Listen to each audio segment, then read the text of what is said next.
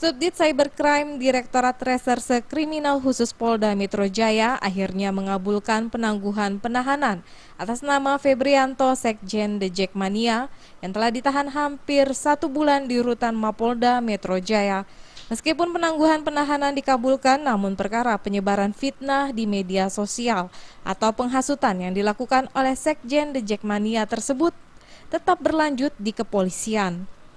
Kepala Bidang Humas Polda Metro Jaya Kombes Pol Muhammad Iqbal mengatakan langkah ini diambil menyusul adanya jaminan dari beberapa pihak, seperti pihak penyelenggara Piala Presiden Marwarar Sirait, supporter Persib Bandung, dan supporter The Jackmania. Dengan beberapa pertimbangan, mengabulkan permohonan penangguhan penahanan atas tersangka Febrianto. Kan sudah paham semua dengan tindak pidana dengan sengaja tanpa hak menyebarkan informasi yang ditujukan untuk menimbulkan permusuhan baik individu maupun kelompok.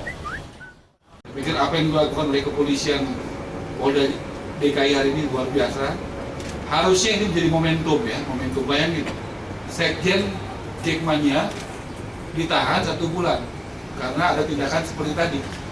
Kemudian dari Persib, manajernya datang untuk mendukung supaya bisa ditangguhkan. Saya pikir ini namanya gotong royong. Ini namanya adalah niat baik. Ya, tidak main-main menurut saya apa yang dilakukan hari ini oleh semuanya.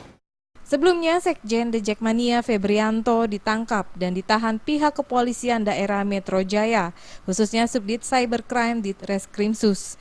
Febrianto diduga kuat telah melakukan pernyataan di dunia maya tentang penghasutan terhadap para supporter The Jackmania untuk melakukan penyerangan terhadap supporter Persib Bandung saat laga final Piala Presiden 2015 di GBK Senayan, Jakarta.